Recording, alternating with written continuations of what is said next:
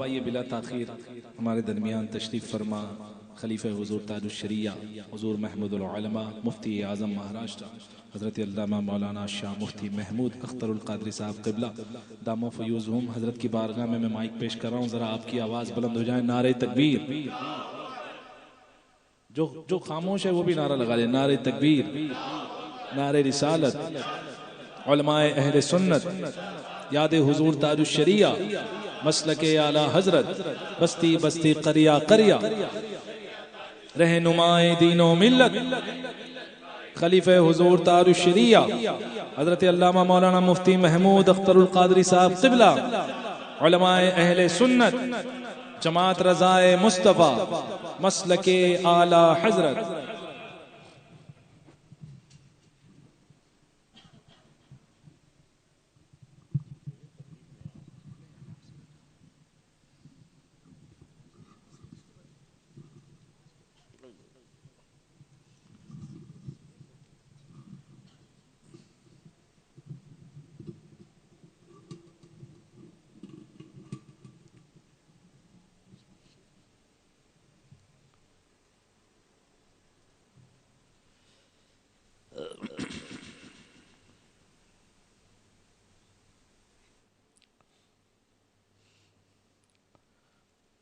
السلام علیکم ورحمۃ اللہ وبرکاتہ۔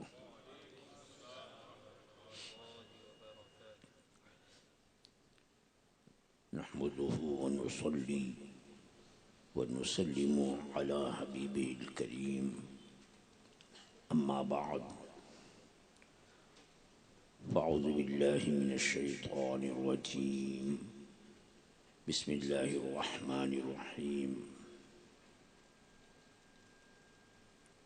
یا ایہا الذین آمنوا اتقوا اللہ وکونوا مع الصادقین، صدق اللہ مولانا العظیم وبلغنا رسولہ النبی الامین الکریم، ونحن على ذلك لمن الشاہدین والشاکرین، والحمد للہ رب العالمین۔ انتہائی عقیدت و محبت کے ساتھ بارگاہ رسالت میں درود و سلام کا نذرانہ محبت پیش کر لیجئے۔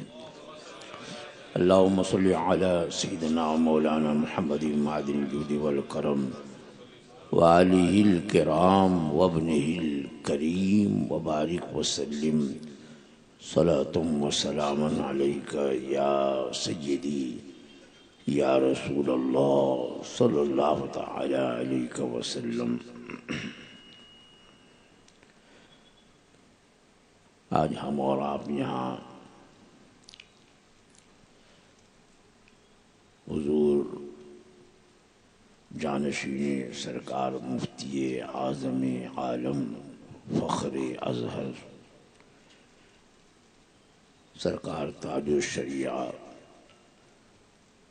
علیہ رحمت و رضوان کی یاد میں جمع ہوئے ہیں، اور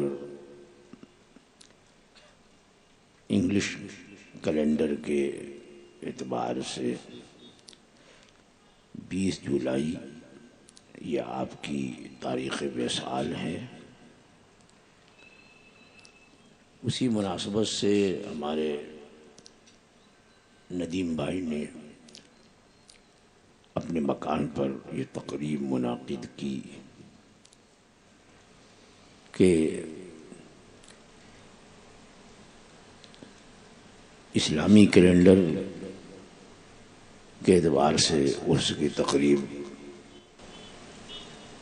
بریلی شریف اور دنیا کے مختلف علاقوں میں ہوتی ہے۔ خصوصیت کے ساتھ یہ حضرات بریلی شریف حاضر رہتے ہیں، تو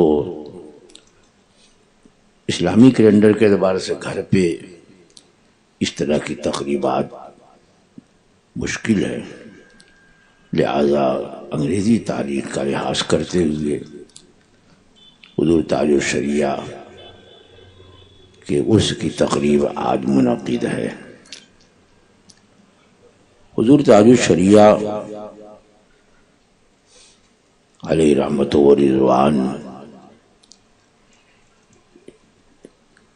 یہ ایسی شخصیت ہے کہ تعارف، ان کا تعارف ہم جیسے لوگ کیا کرا سکتے ہیں؟ بڑے بڑے علماء بھی اس بات کے معترف ہیں کہ حضور تاج الشریعہ کا صحیح تعارف ہم سے نہیں ہو سکتا ہے، کہ تاج الشریعہ کے تعارف کی ضرورت ہی نہیں ہے، حضور تو خود ہی اپنا تعارف تھے۔ بھئی یہ دیکھا گیا ہے کسی پیر سے متعلق بہت زیادہ لوگوں میں بیانات اور ان کے موافق طرح طرح کی گفتگو اور طرح طرح کے حالات پیش کیے جاتے ہیں، کہیں کہیں تو کئی روز پہلے سے ان کی آمد کے سلسلے میں زمین ہموار کی جاتی ہے، پھر وہ آئیں تو کچھ لوگ داخل سلسلہ ہو جاتے ہیں۔ حضور تاج الشریعہ کا کوئی تعارف کسی طرح کہ ان کی شان میں لوگ رطب اللسان ہوں نہیں، بلکہ حضرت اچانک بھی کہیں تشریف لے گئے تو وہاں جمع غفیر جمع ہو جاتا ہے، اور ایسا جمع غفیر کہ عقل حیران رہ جاتی ہے کہ یہ کہاں سے یہ مجمع آ گیا، یعنی اور وہاں جلسے ہوئے، ہم لوگ بھی پہنچتے رہے اور بھی شخصیتیں پہنچتی رہیں، پوسٹر لگے، یہ ہوا وہ ہوا، لیکن وہ مجمع جو حضور تاج الشریعہ کے بغیر کسی اطلاع کے تشریف آوری پر ہو جاتا تھا، وہ مہینوں ایڈورٹائز پر بھی اوروں کے نام پر نہیں جمع ہوتا۔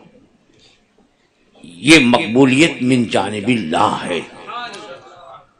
اللہ جل وعلا جب کسی کو اپنا مقبول اور محبوب بناتا ہے تو بندوں کے دلوں میں اللہ تعالی اس کی محبت ڈال دیتا ہے،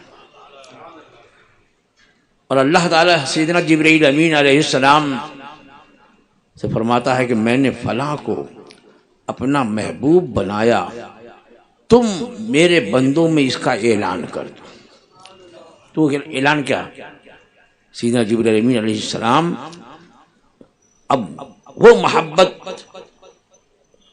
جو بندوں میں عام کرنی ہے وہ ایسی عام ہوتی ہے کہ کچھ کہنے، کچھ لکھنے، کچھ بولنے کی ضرورت نہیں ہے، خود بخود لوگوں کا وہ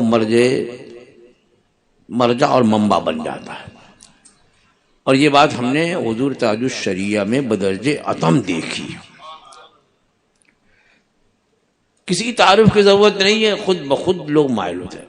بھئی ایسی جگہ بھی کہ جہاں چلو بھائی انڈیا میں ہے تو بھائی یہاں معلوم ہے کہ فلاں جانشین مفتی اعظم ہیں، حضور تاج الشریعہ ہیں، اتنے مریدین ہیں، یہ وہ، لیکن غیر ممالک میں وہاں کون تعارف کرانے والا؟ عرب کی سرزمین پر میں نے دیکھا، عرب کے سرزمین مدینہ طیبہ میں دیکھا، عربی لوگ اجمیوں کو، اجمی عالموں کو، اب بزنس میں کے اعتبار سے تو مالداروں کو تو گھاس ڈالیں گے، لیکن اجمی عالموں کو جلدی گھاس نہیں ڈالتے۔ لیکن میں نے دیکھا مدینہ طیبہ میں کہ ایک مجلس میں یہ فقیر بھی حضرت کے ساتھ حاضر ہوا، وہاں جو عرب شیوخ تھے وہ حضرت سے عربی میں بات کر رہے، اور حضرت بھی ایسے بات کر رہے جیسے کہ ہم لوگ آپس میں اردو میں بات کرتے۔ حضرت بات کر رہے اور وہ اشعش کر رہے کہ حضرت کی جو عربی زبان ہے وہ زبان جو واقعی فصاحت و بلاغت سے پر ہے، یعنی عام زبان نہیں ہے۔ عام زبان جو عام طور پر لوگ بولتے ہیں عربی میں، وہ بگڑی ہوئی زبان ہے۔ وہ زبان جو عربی جس کی تعریف آئی ہے، جس کی چاشنی ہے، تو حضور تاج الشریعہ کی جو گفتگو ہوتی تو عرب شیوخ بھی متحیر رہ جاتے کہ یہ اتنی شاندار عربی، یہ مرصع اور یہ فصاحت و بلاغت جو ہے وہ ہمیں بھی نصیب نہیں ہے۔ ایک عجمی عالم اس طرح بات کر، اور اتنے متاثر ہوتے، میں نے دیکھا تو بڑے بڑے لوگوں نے نذرانے میں یہ فلاں کھجور ہے، یہ فلاں مدینہ شریف میں جو ہے وہ یہ کارٹون جو ہے وہ یہ برمی کھجور ہے، اور یہ کلمی کھجور ہے، اور یہ فلاں باغ میں صرف ہوتی ہے یہ وہ کھجور، کئی کارٹون حضرت کو پیش کر دیا تھا۔ تو ایک جگہ میں تھا، اب فلائٹ سے ہوتے ہم لوگ جو ہے پہلے تو نہیں، اب جو ہے ویل چیئر کرنا ہوتا تو ویل چیئر کا انتظار کرنا پڑتا ہے، باہر میں کھڑے ہو جاؤ، وہ آئے گا تو لے جائے گا تو فلانا ہوگا۔ اور حضرت کو دیکھا کہ حضرت وہ ویل چیئر بیٹھے تو وہ ویل چیئر والے وہ آپس میں جو ہے ایک دوسرے لڑ رہے ہیں کہ وہ سوچ رہا کہ میں لے چلوں، وہ سوچ رہا کہ میں لے چلوں۔ وہ پتہ نہیں مسلمان تھے بھی کہ نہیں تھے، لیکن عام طور پر تو دیکھا ہی جاتا، لیکن کیا چیز ہے وہی چیز ہے، میں نے عرض کیا پہلے کہ اللہ جسے محبوب بناتا ہے تو اس کی محبت بندوں کے دلوں میں ڈال دیتا ہے۔ ایک چہرہ، آپ کا چہرہ دیکھنے کے، ایک جھلک دیکھنے کے لیے لوگ بے قرار، بے چین، بے تاب، لیکن بہت سے لوگ محروم بھی رہ جاتے۔ تو وہاں کسی تعارف کی ضرورت نہیں بنے، وہ خود ہی اپنا تعارف تھے۔ لوگ کہتے ہیں نا کہ سورج جو ہے، سورج کی یہ پہچان بتانے کی ضرورت نہیں ہے، اس کے تعارف کی ضرورت نہیں، خود جو سورج تو خود بخود تعارف ہے۔ جیسے نکلا لوگ سمجھ جاتے کہ سورج نکل گیا، نہیں بھی دیکھے سمجھ جاتے کہ سورج نکل گیا۔ تو وہ ایسے آفتاب تھے، اور علم کے بھی آفتاب تھے، تقوی و طہارت کے بھی آفتاب و مہتاب۔ علم ایسا، حالانکہ علماء جانتے ہیں کہ جب کتابوں درسگاہی ممارست نہیں رہتی، یعنی درسگاہوں میں جو کتابیں پڑھائی جاتی ہیں، آدمی پڑھاتا ہے تو صلاحیت خوب اچھی رہتی ہے، تازہ رہتی ہے، مطالعہ بھی ہوتا ہے، درسگاہوں میں بچے جو ہیں، طلبہ جو ہیں وہ سوالات کرتے ہیں، اور اسی طریقے سے استاد تیار ہو کے درسگاہ میں بیٹھتا ہے، یہ کتاب پڑھا لی۔ اور اگر چند سال اس نے پڑھانا چھوڑ دیے، اب وہ مبارست باقی نہیں رہی، تو اب علماء صاحب پوچھ لیجیے کہ ان کی صلاحیت کے سلسلے میں وہ صلاحیت زنگ آلود ہو جاتے ہیں۔ کہتے ہیں علم بے بحث، یعنی تین چیز بغیر تین چیز کے نہیں باقی رہتی ہے، اس میں علم بے بحث، یعنی علم جب تک کہ اس پر بحث و مباحثہ، مذاکرہ، آپس میں ایک دوسرے سے سوال و جواب اور پڑھانا نہ ہو تو پھر وہ دھیرے دھیرے مردہ ہونے لگتا ہے۔ تو علم بے بحث، مال بے تجارت، اور ملک بے سیاست، یعنی ملک بغیر سیاست کے باقی نہیں رہتا، ٹوٹ پھوٹ جاتی۔ اگر کوئی اچھا سیاست والا نہیں ہے، سیاست میں تدبر، تو وہاں تعریف ملک آ جاتی۔ مال میں اگر تجارت نہیں کیا ہے، سوچا ارے مال کا اپنے کروڑوں ہے، کچھ دن میں سمجھ میں ہزاروں نہیں بچے گا، وہ تجارت ہوتی تو بڑھتا رہتا۔ اور علم بے بحث، تو حضرت نے شروع میں درسگاہ میں تعلیم دی، اس کے بعد پھر مصروفیات اور سفر پہ سفر اور دورے، کہ وہ مشغولیت باقی نہیں رہی۔ اس کے باوجود بھی ایک زمانہ گزر گیا، درسگاہ میں بیٹھ کے پڑھایا نہیں، ویسے جو آ جاتا پڑھا دیتے، لیکن پھر بھی میں نے دیکھا کتابی بحثوں کے معاملے میں کہ حضرت جب کتابی کوئی بحث اٹھاتے تو ایسا لگتا تھا کہ کتاب سامنے ہے اور مستقل اس کا وہ مطالعہ کرتے رہے۔ مشکل کتابیں جو ہیں، یہ نہیں کہ صرف فقہ کی ہو، بلکہ صورتوں میں میں نے دیکھا وہ فلسفے کی کتاب ہوئی، منطق کی کتاب ہوئی، اس کی جو بحثیں ہیں ان بحثوں پر بھی آپ حضرت سے گفتگو ہوئی تو ایسا ہوا جیسے لگ رہا ہے کہ ابھی ابھی مطالعہ کر کے آئے ہوئے، ایسا علم مطالعہ تھا۔ اسی لیے حضور تاج الشریعہ کو وارث علوم اعلی حضرت کہا جاتا ہے، اعلی حضرت کے علوم کے سچے وارث تھے۔ بڑی بڑی بحثیں اور بڑے بڑے مسائل آپ کے سامنے آئے اور آپ نے دوستوں ہر ایک کا جواب دیا۔ تحقیق انیق دیکھنی ہو تو آپ کے فتاوے دیکھیں، جو مسئلہ اٹھا چاہے وہ تصویر سے متعلق اٹھا کہ بھئی یہ تصویر جو ابھی ویڈیو اور کیمرے ویڈیو سے بنتی ہے، ٹی وی پہ دکھائی جاتی ہے، یہ کار نہیں ہے، غیر کار ہے، یعنی ٹھہری ہوئی نہیں ہے، چھپتی نہیں، بس ختم ہو جاتی ہے، لہذا جائز ہو گئی ہے عکس پر اس کا قیاس کرنا۔ تو آپ نے ایسا نہیں کہ صرف جواز عدم جواز کا حکم دیا، آپ نے اس پر جو ہے سیر حاصل گفتگو فرمائی اور اس کا مکمل رد کیا، اور اس رد میں پوری کتاب لکھی ہے، ٹی وی اور ویڈیو کا شرعی آپریشن، واقعی آپریشن کر کے رکھ دیا اس کو، جنہوں نے کہا کہ نہیں اس طرح جائز ہے، اس طرح جائز ہے۔ اب بہت سارے لوگوں نے اس کار اور غیر کار کی بحث میں اچھے اچھے عالم کو اس زمانے میں، بہت پہلے کی بات میں دیکھا کہ وہ اس میں الجھ گئے اور اس فتوے کی بھی تصدیق کر دی اچھے اچھے لوگوں نے، جس میں یہ تھا کہ نہیں جو ٹی وی پہ نظر آتا ہے وہ تصویر نہیں ہے، وہ عکس ہے۔ جب آپ نے اپنی تحقیق پیش فرمائی تب آنکھیں کھلی کہ واقعی یہ بحث جو ہے بلا وجہ ہے، واقعی وہ فوٹو ہے، وہ تصویر ہے، اور جو تصویر کی حرمت کا حکم ہے وہ اس پر بھی ہوگا۔ پوری کتاب تحریر فرمائی۔ کچھ لوگوں نے مسئلہ اٹھایا چلتی ہوئی ٹرین میں نماز پڑھنے کا، فرض نماز اور واجب نماز، واجب حکمی ہو یا واجب عملی ہو،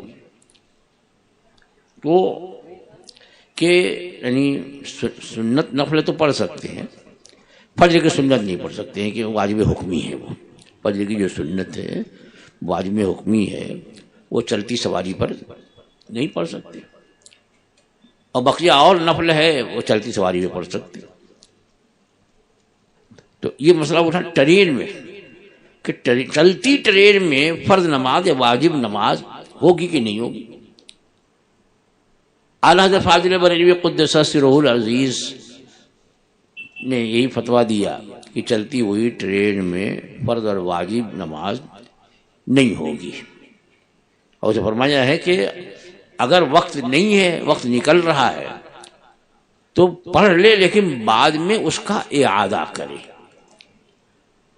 اس زمانے میں لوگوں نے الگ الگ سوچ، اعلیٰ حضرت نے جو ایک تحقیق اپنی پیش کر دی، اس کے خلاف کچھ لوگوں نے اور اسی کو محور بنایا کہ اعلیٰ حضرت نے یہ فرمایا ہے کہ یہ ٹرین جو ہے وہ انگریزوں کے کھانے کے لیے رکتی ہے، مسلمانوں کی نماز کے لیے نہیں رکتی ہے، لہذا یہ منع من جہت العباد ہے اور نماز صحیح نہیں ہوگی۔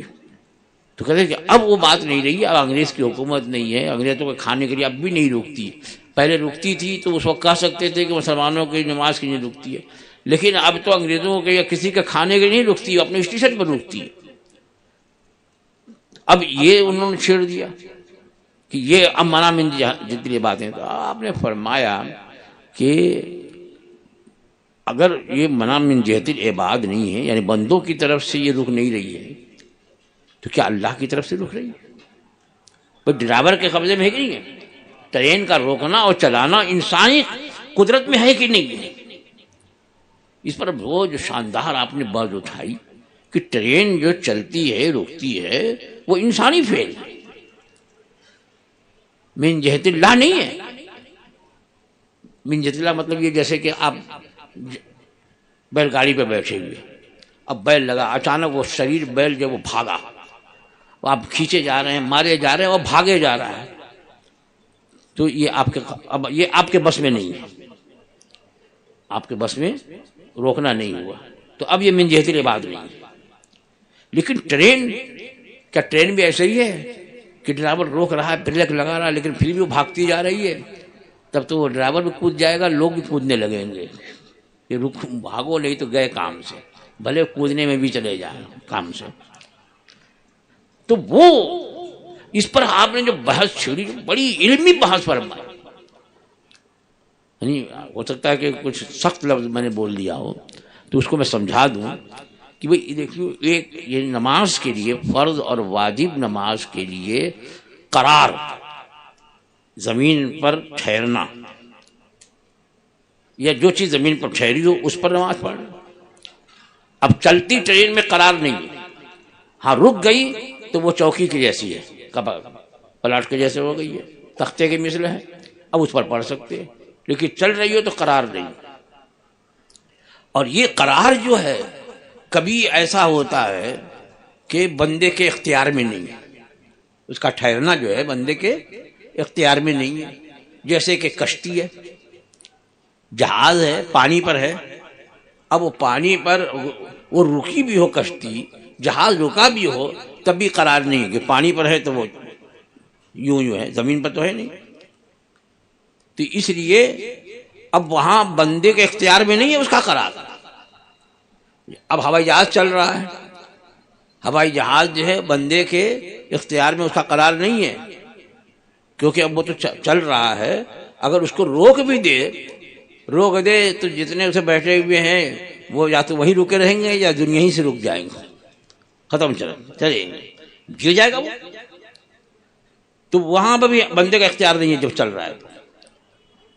اگر اس سے اترے بھی، جہاز سے اترے تو کہاں جائیں گے؟ نماز جنازہ پڑھی جائے گی ان کی، وہ نماز پڑھنے کے لیے اترا تو اس کی اب نماز جنازہ پڑھی جائے گی۔ اگر جسم مل گیا تو، چلتے ہوئے جہاز سے اگر کوئی اترے اور جسم مل جائے تو نماز جنازہ پڑھے، اور نہیں ملے گی تو ہمارے مذہب میں تو نماز جنازہ ہوگی نہیں جب تک کہ جسم موجود نہیں۔ تو بندے کے اختیار میں نہیں ہے وہاں پر۔ ٹرین کا روکنا، اس سے اترنا، یا وہ مثل تختے ہے، یہ بندے کے اختیار ہے، یہ بحث ہو رہی۔ تو اس لیے چلتی ٹرین میں اگر وقت نکل رہا ہے تو اعلیٰ حضرت نے فرمایا، دیگر ہمارے علماء نے فرمایا کہ پڑھ لے تاکہ ہماری طرف سے کوتاہی نہ ہو۔ ہماری طرف سے اس کو اجتماع امر کہتے ہیں، ان نماز کا حکم ہے تو ہم نے اس پر عمل کرنے کی پوری کوشش کی، تو پڑھ لے، لیکن بعد میں اعادہ ضروری ہے، کیونکہ وہ نماز ہوئی نہیں، لیکن ہم نے اپنے طور پر بارگاہ خداوندی میں حاضری دے دی، اب بعد میں اس کا اعادہ کر لیں۔ اس پر گفتگو ہوئی، اور جو جتنے اعتراضات کیے تھے جن نے، سب کا جواب آپ نے عطا فرمایا، مسکت جواب۔ تو مسئلہ یہی ہے، کیونکہ اب یہی دیکھیے، اب جہاز ہے، پانی پر ہے، جہاز رکا ہو تب بھی قرار نہیں، چل رہا ہے تب بھی پانی پہ۔ اسی لیے کہا گیا کہ اگر جہاز کنارے لگا ہے، کشتی کنارے لگی ہے، اور آدمی اتر کر کے کنارے یعنی زمین پہ جا سکتا ہے، تو کشتی میں نماز نہیں ہوگی، جہاز میں نماز نہیں ہوگی، بلکہ زمین پر اتر کر کے نماز پڑھنا ضروری ہے اس کے، کہ قرار نہیں ہے وہاں پر۔ تو یہ ایک مسئلہ ہے کہ قرار ضروری ہے نماز کے لیے۔ تو اس سلسلے میں آپ نے بڑی تفصیلی بحث فرمائی، جو چیز بھی آپ کے سامنے آئی۔ مثلا اب ٹائی کا مسئلہ آیا، اب ٹائی کے بارے میں کچھ لوگوں نے کہا کہ بھئی یہ ایک لباس ہے، کچھ لوگوں نے کہا کہ یہ شعار قومی ہے، کچھ شعار ایسے ہیں پہلے شعار تھے بعد میں شعار نہیں رہے، اسی طرح ٹائی کو بھی قیاس کر لیا۔ مثلا پہلے جو ہے ایک زمانہ تھا کہ پینٹ جو پہنی جاتی تھی، یہ ہیڈ جو لگایا جاتا تھا، یہ انگریزوں کے لیے خاص تھا، اور انگریزوں کا یہ قومی شعار تھا۔ یہ ہیڈ لگا، ہیڈ نہیں تو گول ٹوپی جیسے ہوتی ہے، خاص انگریز آتے تھے وہی لگاتے تھے، اور لوگ نہیں لگاتے۔ تو یہ ان کا یا قومی شعار ہے۔ ایک ہوتا ہے قومی شعار اور ایک ہوتا ہے مذہبی شعار، یعنی مذہبی علامت اور قومی علامت۔ تو قومی علامت جو ہے وہ بدل سکتی ہے، کہ پہلے جو ہے پہننا انگریزوں کا خاص تھا، بعد میں عام ہو گیا، عام لباس ہو گیا وہ. تو اب وہ حکم نہیں رہا جو پہلے تھا کہ پینٹ پہن کر کے نماز پڑھنا مکروہ تحریمی، کیونکہ اب جو ہے یہ اب وہ قومی شعار نہیں رہا، بلکہ دنیا کی ہر قوم جو ہے اسے پہن لی. تو اب یہ نصرانیوں کا قومی شعار نہیں رہا تو اس کی اجازت ہو گئی. لیکن مذہبی شعار نہیں بدلتا. مذہبی شعار جو ہوتا ہے تو یہ ٹائی جو ہے یعنی یہ قائم مقام ہے صلیب کی، صلیب کہ یہ جو کراستاً اب وہ انگریز پہنتے، اور اسی کی جگہ یہ ٹائی بھی ہے، کیونکہ ان کا ایک عقیدہ ہے کہ حضرت سیدنا عیسیٰ علیہ نبینا علیہ السلام کو یہودیوں نے سولی دے دی، معاذ اللہ سولی دے دی، پھانسی.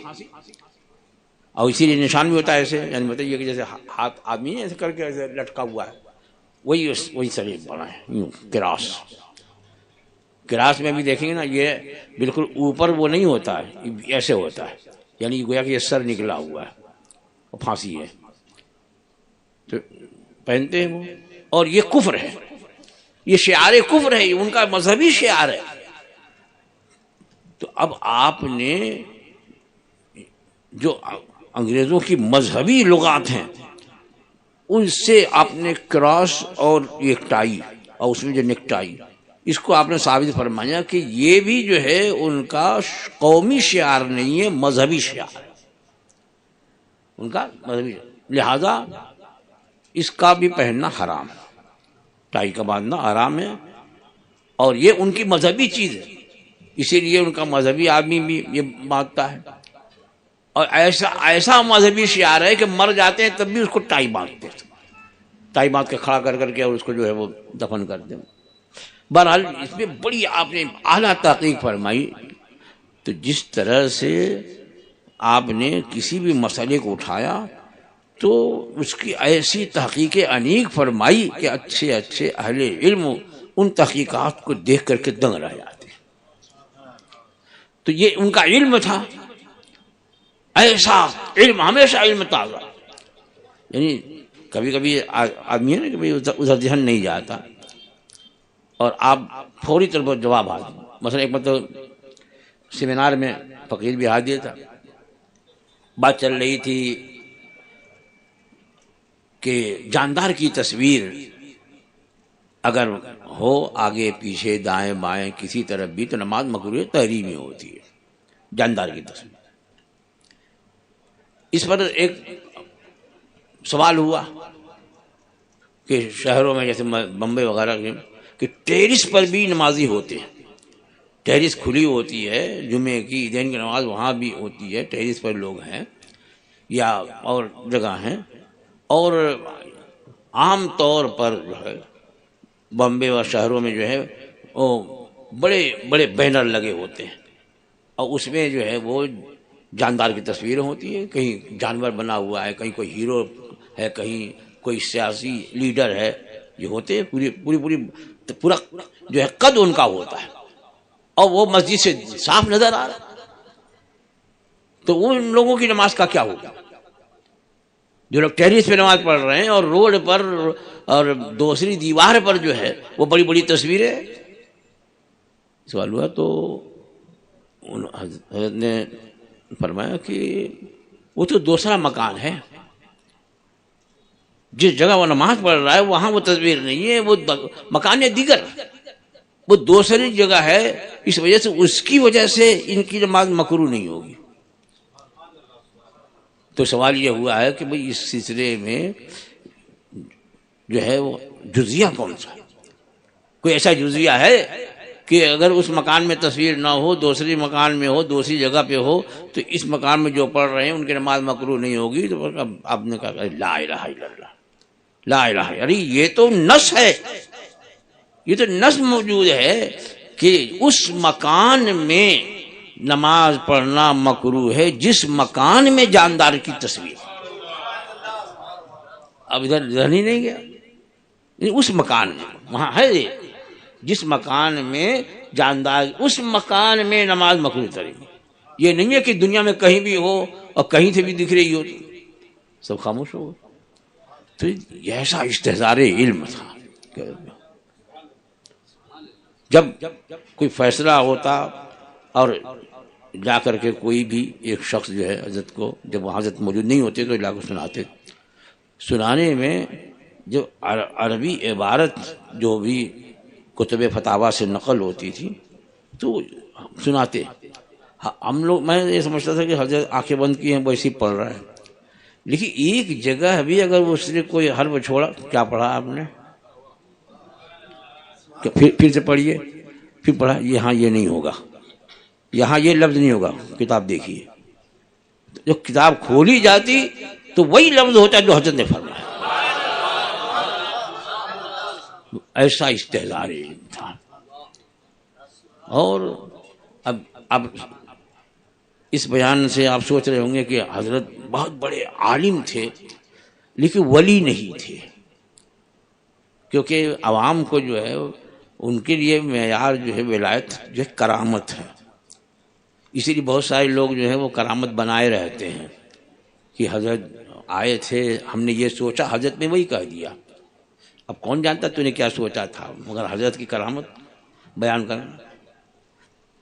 تو حالانکہ علم جو ہے یہ سب سے اہم زیور ہے، اور علم دین ہی سے فضیلت اور فوقیت ہوتی ہے. اسی لیے تو اللہ تعالیٰ نے جب فرشتوں پر حضرت آدم علیہ السلام کی فضیلت ظاہر فرمانی چاہی تو علم ہی کو پیش فرمایا، علم ہی پیش فرمایا اور حکم دیا، فرشتوں کو حکم دیا کہ ان چیزوں کے نام بتاؤ. اور فرشتوں نے عرض کر دی سبحانک لا علم لنا الا ما علمتنا انک انت العلیم الحکیم. پاکی ہے تیرے لیے، ہم تو اتنا ہی جانتے جتنا تو نے ہمیں سکھایا بتایا. تو حضرت آدم علیہ السلام تو اللہ نے اب تم سنا دو. حضرت آدم علیہ السلام نے تمام چیزوں کے نام سنا دیے. تب حکم ہوا آدم کو سجدہ. تو علم کی جو فضیلت ہے وہ زیادہ اہمیت رکھتی ہے. اور علم جتنے اولیاء کرام، واقعی جو اولیاء کرام ہیں جس درجے پہ فائز ہوں، پہلے وہ عالم دین ہوئے، اس کے بعد پھر درجے ولایت پہ فائز ہوئے. اور آپ ولایت تو جن لوگوں نے زیادہ صحبت پائی ہے وہ زیادہ قریب سے جانتے ہیں، زیادہ قریب سے دیکھتے ہیں. لیکن بے شک حضرت کی کرامتیں بھی ہیں، ایسی کرامتیں کہ دنگ رہ جاتی ہے طبیعت. مثلا ساؤتھ افریقہ تشریف لے گئے، آپ کے آنکھ میں تکلیف، آنکھ میں تکلیف تھی. اب یہاں اس سے کچھ سال پہلے آپریشن ہو چکا تھا اس آنکھ کا. اب وہ ڈاکٹروں کی لاپرواہی ہے کیا، اس میں پھر وہ پلاسٹک کے کچھ ٹکڑے لگائے، اس کی وجہ سے خون بھی نکلنے لگا. تو ساؤتھ افریقہ کے ڈاکٹروں نے کہا کہ آپریشن کرنا ہوگا. آپریشن کا وقت آ گیا، آپریشن تھیٹر میں لے گئے، ڈاکٹروں کی پوری ٹیم لگی ہے. دنیا کا ایک مشہور معروف انسان اس کا آپریشن کرنے میں نام بھی ہوگا ان کا. تو ساؤتھ افریقہ کے ڈاکٹروں کی ٹیم لگی ہے. ان لوگوں نے کہا کہ یہ آنکھ کا آپریشن ہے، بے ہوش کرنا پڑے گا، بے ہوشی کا انجیکشن لگانا پڑے گا. آپ نے فرمایا کہ میں بے ہوشی کا انجیکشن تو نہیں لگا سکتا، میں آپ کو آپریشن کرنا ہو تو ویسے ہی کرو. بے ہوش ہونا یہ مجھے منظور نہیں. اب وہ بزید ہیں، آنکھ کا آپریشن کیسے ہوگا؟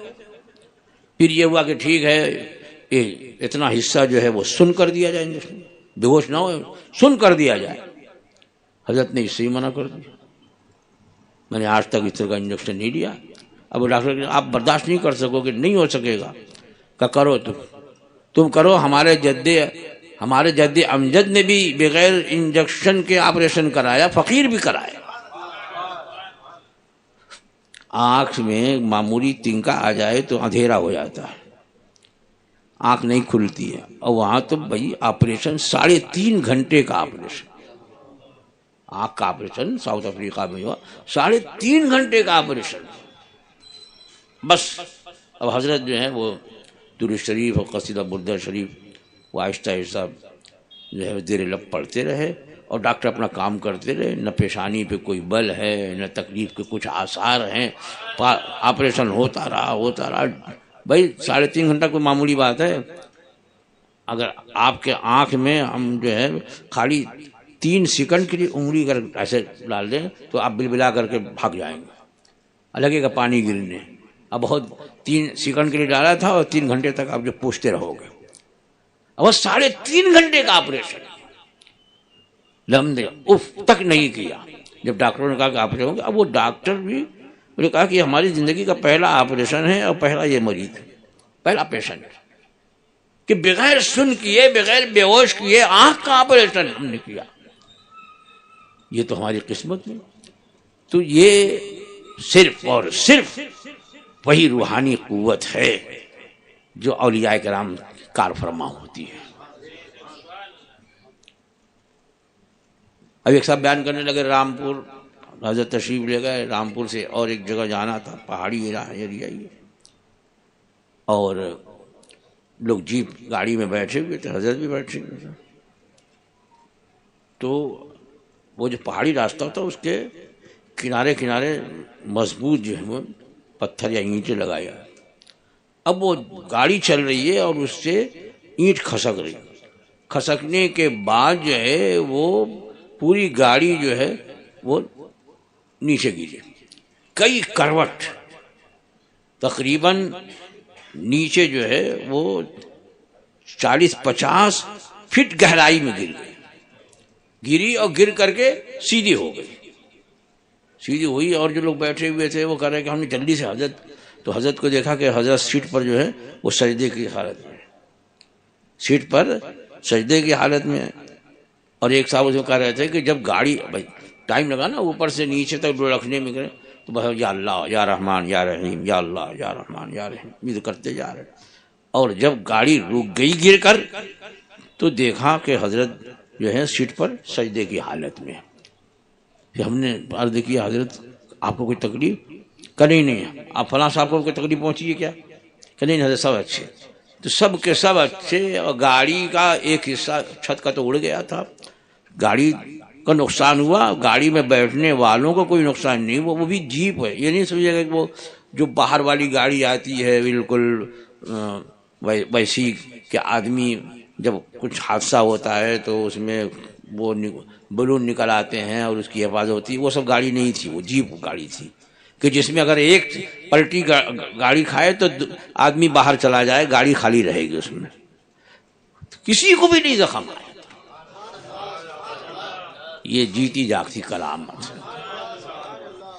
تو یہ تو اب ایسا کبھی کبھی لگتا ہے کہ اللہ تعالیٰ اپنے ان محبوب بندوں کے لیے عالم کو مسخر فرما دیتا ہے۔ ایک صاحب بیان کرنے لگے، جو قاضی حضرات ہیں، اب وہ ٹرین رکنے کا وقت ہوا، نماز پڑھنی ہے، حضرت استنجا خانے میں تشریف لے گئے، باہر نکلے وضو وغیرہ کر کے، تو جیسی اب آپ نے فرمایا مسئلہ نکالو، مسئلہ بچھایا تو عرض کہ حضور ٹرین تو چل دی ہے، کہا نہیں مسئلہ لگاؤ۔ اب مسئلہ بچھایا اور جیسے ہی مسئلہ بچھایا ویسے ٹرین رک گئی۔ آپ نے نماز پڑھی، قاعدے سے پوری نماز پڑھ لی، نماز پڑھنے عشاء کی نماز تھی، نماز پڑھی، نماز پڑھنے کے بعد جب سلام پھیرا تو اب ٹرین چلی۔ پوچھا کون سی جگہ ہے، کس جگہ پر ٹرین ہے؟ کہا پلیٹ فارم پہ، یعنی پلیٹ فارم سے چلیے، پلیٹ فارم ہی پہ روکی ہوئی، یعنی پلیٹ فارم پہ اگر آپ نماز شروع کر دے، پلیٹ فارم پہ گاڑی ہے اور پڑھ رہے تھے کہ اب چلی، تو چلنے پر اگر پلیٹ فارم ہی پر ابھی ڈبے ہیں تو وہ نماز آپ پوری کر سکتے ہیں۔ وہ چلنے کی وجہ سے پلیٹ فارم پر اگر گاڑی ہے تو نماز فاسد نہیں ہوگی، اور پلیٹ فارم پہ نہیں ہے، باہر ہے، تو اب ٹرین کے چلنے کی وجہ سے جو ہے نماز فاسد ہو جاتی ہے، پھر سے پڑھنی پڑے گی۔ تو یہ تو ایسا لگتا ہے کہ اللہ تعالیٰ نے عالم کو ان اپنے محبوبوں کے مٹھی میں کر دیا، چاہے وہ ایسے کرو چاہے ایسے کرو۔ گفتے او گفتے اللہ بود، گرچہ از حلقوم عبداللہ بود۔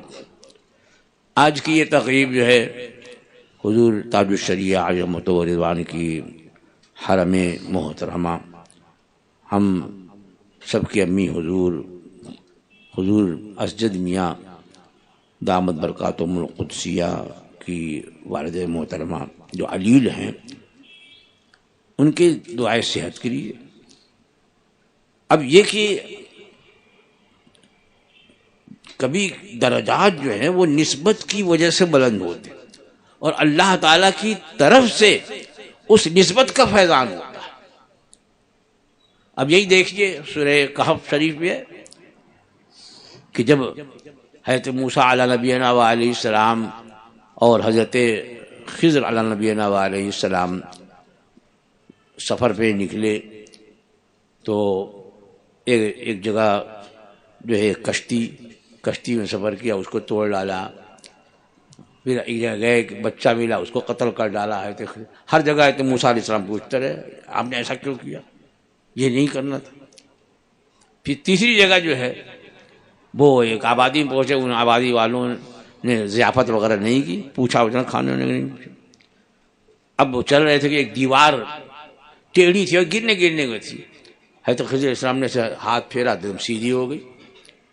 تو حضرت موسیٰ علیہ السلام نے کہا کہ اب چاہتے تو ان سے اجرت لے لیتے اس کی، ان لوگوں نے تو کھانے کو بھی نہیں پوچھا ہے اور آپ کی دیوار سیدھی کر دی۔ تب کہا اچھا بس اب یہیں سے ہمارا تمہارا راستہ الگ الگ۔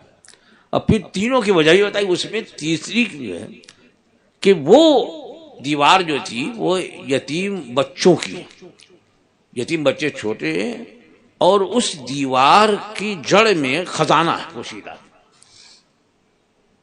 ان کا والد وکان ابوہما صالحا، ان دونوں بچوں کا باپ نیک تھا، قرآن مجید نے فرمایا، یعنی باپ کے نیک ہونے کی وجہ سے بچوں کو یہ صلہ ملتا ہے کہ اللہ تعالیٰ نے ان کی امانت جو باپ نے رکھ دی تھی، باپ کا ترکہ ہے جو یتیموں کو ملتا، اور دیوار گر جاتی تو وہاں کے لوگ جو ہیں وہ جو فاسق تھے، غیر اخلاقی حرکتوں کے ملوث تھے، مسافروں کو کھانا پینا نہیں دیتے تھے، وہ لوٹ لیتے۔ تو اس کی حفاظت کی۔ تو اسے کیا پتا چلا کہ نسبت کی وجہ سے اگر باپ ہے تو اولاد کو اس کا بہترین صلہ ملتا ہے۔ اور یہاں تو ہماری امی حضور جو ہیں، حضور قائد ملت کی والدہ محترمہ، ان کو تو کتنی ساری نسبتیں ملی ہیں، خاندان بھی اعلیٰ اور حضور تاج الشریعہ کی حرم محترم۔ تو حضور تاج الشریعہ ولی ہیں تو اللہ تعالیٰ اپنے ایک ولی بندے کی نسبت سے ان کے مرتبے بھی بلند فرمائے گا۔ تو ان کی دعائے صحت کے لیے آج کی مجلس کا انعقاد بھی ہے۔ اللہ تعالیٰ ان کی صحت اور عافیت کے ساتھ جو ہے ان کا سایہ ہم سب غرباء اہل سنت پہ دراز سے دراز تر فرمائیں۔ دعا کیجیے خاص طور پر اللہم صلی علی سیدنا مولانا محمد طب القلوب و دوائها وعافیت الابدان وشفائها ونور الابصار وضیائها وعلى آلہ وصحبہ دائما ابدا۔ اللہم ربنا تقبل منا انک انت السمیع العلیم وتب علینا انک انت التواب الرحیم۔ یا رب بالمصطفى بلغ مقاصدنا، یا رب بالمصطفى بلغ مقاصدنا واغفر لنا ما مضى یا واسع الکرم۔ یا اللہ، یا رحمان، یا رحیم، دل مارا کن مستقیم بحق ایاک نعبد و ایاک نستعین۔ پروردگارا، ہم اہل سنت و جماعت کی امی حضور تاج الشریعہ کے حرم محترم، حضور قائد ملت قاضی القضات فی الہند حضرت علامہ مفتی اسجد رضا خان دامت برکاتہم القدسیہ کی والدہ محترمہ، مولا اپنے کرم سے، اپنی قدرت کاملہ سے انہیں صحت و عافیت عطا فرما، شفائے کامل عطا فرما، تمام بیماریوں اور کمزوریوں سے انہیں نجات عطا فرما کر صحت و عافیت کے ساتھ پروردگارہ اہل سنت جماعت پر ان کا سایہ دراز سے دراز تر فرما۔ پروردگارہ صحت و عافیت کے ساتھ انہیں طول عمر عطا فرما، الہ العالمین انہیں صحت عطا فرما، ان کو تمام بیماریوں سے نجات عطا فرما، تمام بیماریوں سے شفائے کامل عطا فرما، اور شفا اور صحت اور عافیت اپنی قدرت کاملہ سے انہیں عطا فرما۔ الہ العالمین ان کی جو بھی بیماری ہے، جو بھی کمزوری ہے، تو علیم و خبیر ہے، خوب جاننے والا ہے، تو ہی قادر مطلق ہے، تو ہی شافی حقیقی ہے۔ مولا تیرے پیارے حبیب کا صدقہ، سرکار غوث پاک کا صدقہ، اعلیٰ حضرت اور سرکار مفتی اعظم کا صدقہ، مولا انہیں صحت اور عافیت عطا فرما، شفاء کامل و عاجل عطا فرما، ہر بیماری سے اور ہر مرض سے، ہر تکلیف سے، ہر اذیت سے انہیں تو نجات عطا فرما۔ ہمارے ندیم بھائی کے صاحبزادے مولا انہیں بھی صحت و عافیت عطا فرما، ان کی اہلیہ جو تکلیف رہتی ہے پروردگارہ اس تکلیف کو بھی دور فرما، اور اس محفل پاک کو بھی قبول فرما، اور درجہ قبولیت پر اسے فائز فرما۔ جتنے حاضرین ہیں سب کی حاضریوں کو قبول فرما، جتنے سامعین ہیں مولا ان کی سماعتوں کو قبول فرما، اور اس وقت جتنے بھی اس دعا پر اپنا ہاتھ اٹھا کر کے تیری بارگاہ میں آمین کہنے والے ہیں، ان سب کی اس آمین کو بھی قبول فرما، ان سب کے حق میں بھی اس دعا کو قبول فرما۔ پروردگارہ یہ فقیر جو پیر کی تکلیف میں، اور ہمارے یہ بھی علماء اہل سنت ان میں بھی کوئی تکلیف ہے، کسی طرح کی کوئی پریشانی، مولا ان سب سے نجات عطا فرما کر یہاں جتنے حاضرین آن لائن جتنے سامعین ان میں سے اگر کوئی بیمار ہے مولا اسے بھی صحت کاملہ شفاء کامل عطا فرما۔ ہمارے ابو شامہ کے والد سخت علی جو مولا انہیں بھی صحت و عافیت شفاء کامل عطا فرما، اور بھی یہاں جتنے حاضرین ہیں اور جتنے آن لائن سامعین ہیں ان کے رشتہ داروں میں، متعلقین میں، دوست احباب میں جو بھی بیمار ہو پروردگارہ اپنے کرم سے، اپنے فضل سے، اپنی قدرت کاملہ سے ہر ایک کو شفاء کاملہ عاجل عطا فرما، ہر ایک کے حق میں جو بہتر ہے وہ عطا فرما۔ ہم سب کو مسلک حق، مسلک اہل سنت جسے پہچان کے لیے زمانے میں مسلک اعلیٰ حضرت کہتے ہیں، اسی سچے مسلک پہ مضبوطی سے گامزن فرما، اسی سچے مسلک کا ہمیں خادم بنا، اور اسی سچے مسلک پہ ہمیں موت نصیب فرما، اسی سچے مسلک کے ماننے والوں کے ساتھ ہمارا حشر فرما۔ اللہم ربنا تقبل منا انک انت السمیع العلیم وتب علینا انک انت التواب الرحیم، وصلی اللہ تعالی علی خیر خلقہ ونور عرشہ سیدنا مولانا محمد وآلہ واصحابہ وذریاتہ وآل بیتہ اجمعین برحمتک یا ارحم الراحمین۔